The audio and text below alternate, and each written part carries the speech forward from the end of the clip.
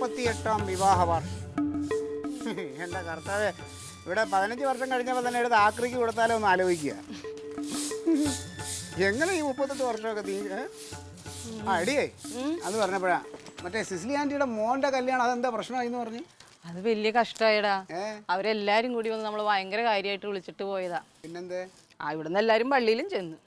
അപ്പൊ പെണ്ണില്ല. പെണ്ണെവിടെ പോയി? പെണ്ണ് വേറെ ഒരുത്തിന്റെ കൂടെ പോയി കളഞ്ഞു. അല്ല, ആ ചെക്കൻ അങ്ങനെ വേണം. അവൻ പണ്ട് പഠിച്ചിരുന്ന സമയത്തൊക്കെ ഒരുപാട് പിള്ളേരെ വഴിതിരിച്ചിട്ടുണ്ടെന്ന് കേട്ടിട്ടുണ്ടേ. ആണോ? അതിന്റെയൊക്കെ ആയിരിക്കും. അതിന്റെയൊക്കെ ആയിരിക്കും. ആയിരിക്കും ആയിരിക്കും ആയിരിക്കും. അപ്പൊ ആ ചെക്കൻ്റെ കാര്യവും തീരുമാനമായി. ഞങ്ങളാണെങ്കിൽ ചെന്നൊരു 10,000 രൂപ അവർക്ക് കൊടുക്കുകയും ചെയ്തു. നിങ്ങൾക്ക് കൊടുത്തോളാൻ ഇഷ്ടം പോലെ കാശുണ്ടല്ലോ. പത്രം ഞാൻ നോക്കിക്കൊണ്ടിരിക്കുകയല്ലേ. പത്രം അത്യാവശ്യം അളിയുന്നു. ഞാൻ വന്നിട്ട് തരാളിയ പത്രം തളിയ.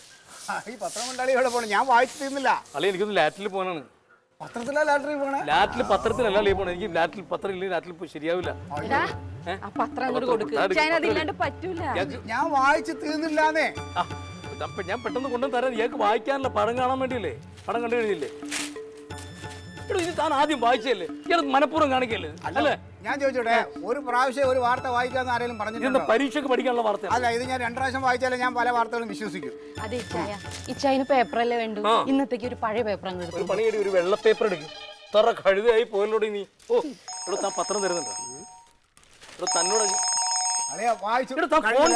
രണ്ടും കൂടെ നടക്കില്ലല്ലോ. എന്തൊരു കഴുതയാണ് ഇയാള്. പറഞ്ഞ മനസ്സിലായി ഇയാൾക്ക്. എന്ത് നീ കണ്ണടച്ചിട്ടാക്കല്ലേ? ഫോൺ സംസാരിക്കാൻ കേട്ടില്ലേ?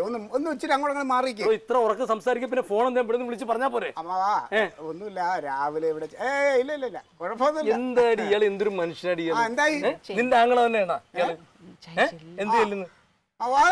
നിനക്കറിയാം പത്രം ഇല്ലെങ്കിൽ എന്റെ പ്രശ്നം നിനക്ക് എനിക്ക് പറയണ്ടോ? എനിക്ക് പുഴുകി തിന്ന് 1, 2 ഞാൻ മുടക്കി തരാം. ഞാനിപ്പൊ കാണിച്ചു നിനക്ക്. നിനക്കറിയാൻ പാടില്ല എനിക്കിപ്പോ ഇത് വേണോന്ന്. നാളെ മുതൽ ആട്ടെ. എന്തോന്നടി ഇയാൾ ഇങ്ങനെ വേണം വെച്ച? അമ്മാവ് ഇവിടെ പറഞ്ഞു. ഓ ഇല്ല, അമ്മാവ് നോക്കത് കോമളിനെ വിളിച്ചിട്ട് പോയി നോക്കുക. നോക്കിയിട്ട് അത് ഓക്കെ ആണെങ്കിൽ പറഞ്ഞോ, ഞാൻ ഓണറുമായിട്ട് സംസാരിക്കാം. ഓ ശരി അമ്മാവാ. അത് ഫോൺ കോള് തന്നെയാർന്നാ? പിന്നെ അല്ലാണ്ട് ഈ മനഃപൂർവ്വമല്ലേടെ. എന്തിനാടാ ഇങ്ങനെ ഇച്ചായനായിട്ട്? അല്ല, ഞാൻ ചോദിക്കട്ടെ, ഇയാൾ ഇവിടുത്തെ ഒരു AIC അല്ലേടി? ഈ AICക്ക് കക്കൂസി പോകാനായിട്ട് പത്രം വേണമെന്ന് ആൾക്കാരറിഞ്ഞ ഭയങ്കര നാണക്കേടാണ്. ഇനി എങ്ങനെ 2 ദിവസം പത്രം വന്നില്ല എന്ന് വെച്ചാൽ ഇയാൾ TV എടുത്ത് ടോയ്ലറ്റ് വെക്കോടി? അതൊക്കെ ചെറുപ്പത്തിലെ ശീലിച്ചേക്കണം. നമുക്ക് അങ്ങനെ പെട്ടെന്ന് മാറ്റാനൊന്നും പറ്റില്ല. അങ്ങനെ എന്റെ അളി അങ്ങനെ വൃത്തിയുള്ള ശീലങ്ങളൊന്നും വേണ്ട. അളിയന്റെ ശീലമൊക്കെ മാറ്റി നല്ലൊരു ഗുഡ് ബോയ് ആക്കിയിട്ട് ഞാൻ ഇവിടുന്ന് പോകും കേട്ടോ.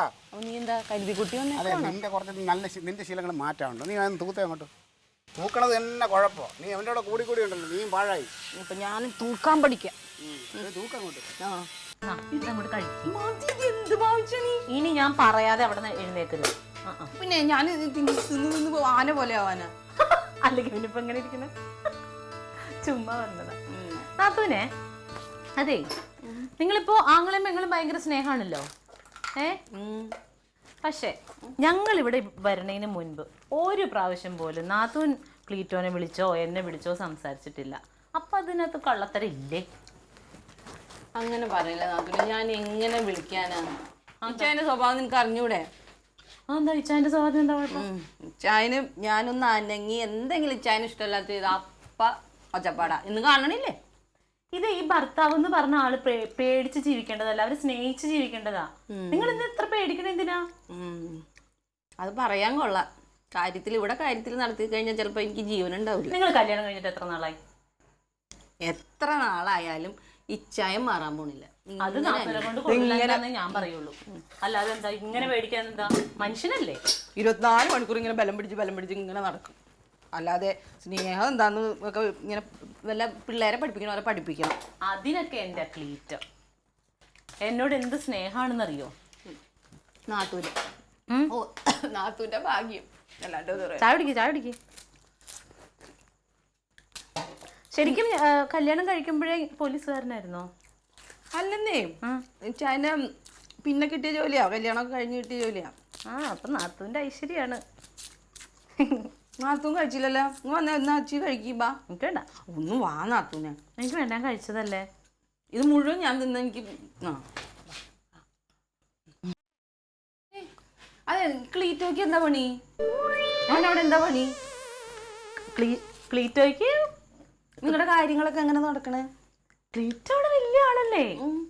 അതായത് ഇപ്പം സത്യസന്ധമായിട്ട് പറഞ്ഞിട്ടുണ്ടെങ്കിൽ ക്ലീറ്റോന് ഒരുപാട് വലിയ വലിയ ജോലികളൊക്കെ കിട്ടിയതാ.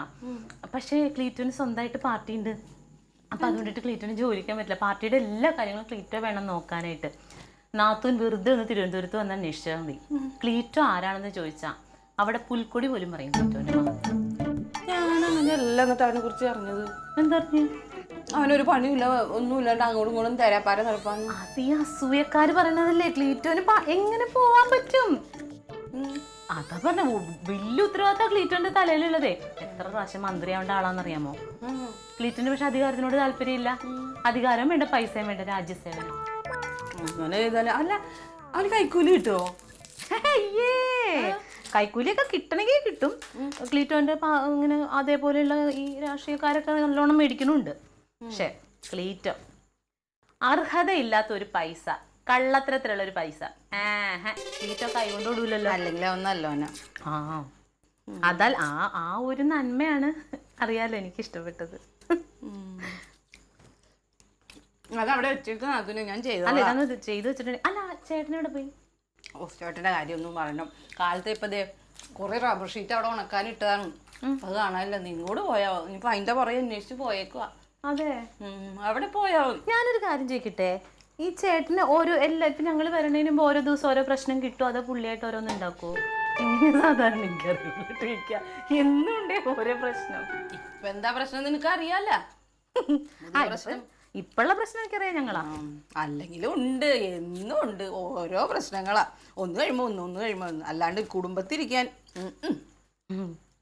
തിരികെ ഞാൻ വരുമെന്ന വാർത്ത കേൾക്കാനായി ഗ്രാമം കൊതിക്കാറുണ്ടെന്നും തിരികെ മടങ്ങുവാൻ തീരത്തടുക്കുവാൻ ഗ്രാമം കൊതിക്കാറുണ്ടെന്നും.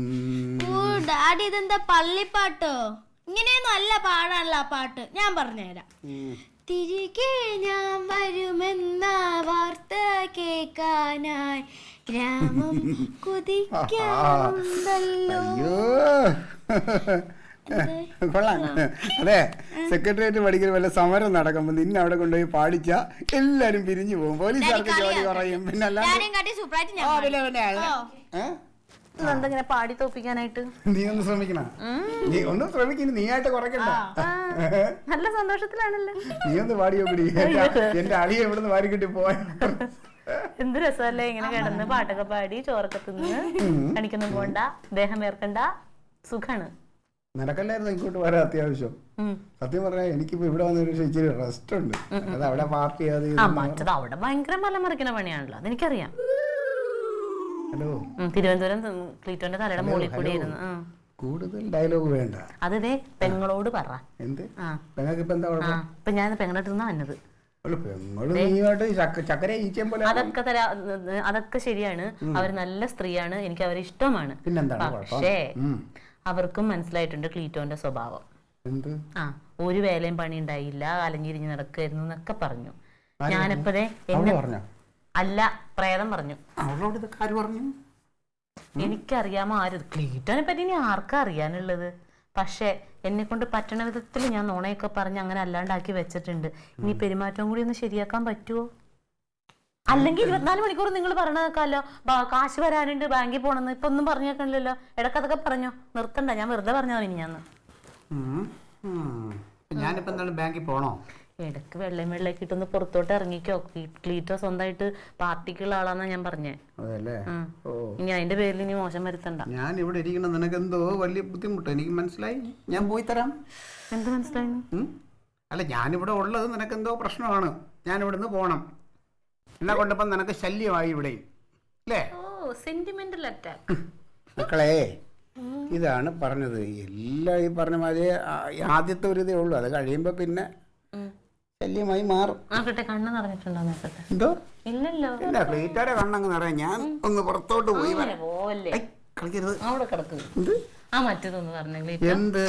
മറ്റേ ഫണ്ട് വരാനുള്ള കഥ. അത് മറ്റേ നമ്മുടെ അവിടുത്തെ വീട്ടിലെ വാതിക്കൽ ഒന്ന് ക്ലീറ്റോ അറിയില്ല. എനിക്ക് വരാനുണ്ട്. അതൊന്ന് പറഞ്ഞു ക്ലീറ്റോ പറഞ്ഞൊക്കെ നല്ല രസം. എടീ, അത് കഥ അത് ഫണ്ട് വരാണ്ടെന്ന് പറഞ്ഞാൽ അത് ഉള്ളത് തന്നെയാണ്, അത് കഥയൊന്നുമല്ല. അത് കഥയാന്നാരാ പറഞ്ഞത്? അത് ഇടക്കിടക്ക് ഇവിടെ പറയണോ, ഒന്ന് പറഞ്ഞു കാണിച്ചേ. എന്തിന് പിന്നെ പറ ഡാഡി എന്ത് പറ. സത്യം മക്കളെ, ഡാഡിക്ക് ഫണ്ട് വരാണ്ട് ശരിക്കല്ലേ ഞാനിപ്പോ പറഞ്ഞ കാര്യമായിട്ടാ. ആ എന്ത് ആ ഫണ്ട് അല്ലെ, ഫണ്ട് വരുമ്പോ ചോദിച്ചേക്കരുത്. പൈസ എന്റെ അടുത്ത് അതിന് 1 രൂപ എനിക്ക് വേണ്ട. എനിക്ക് വേണം. നിങ്ങൾക്ക് ഭ്രാന്താണ്. അത് അങ്ങനത്തെ ഒരു ഫണ്ട് ഉണ്ടോ ലോകത്ത്? വന്നിട്ടും വരാത്ത ഡാഡിക്ക് വരാനുള്ള ഫണ്ടേ അത് രാവിലെ തുടങ്ങിയ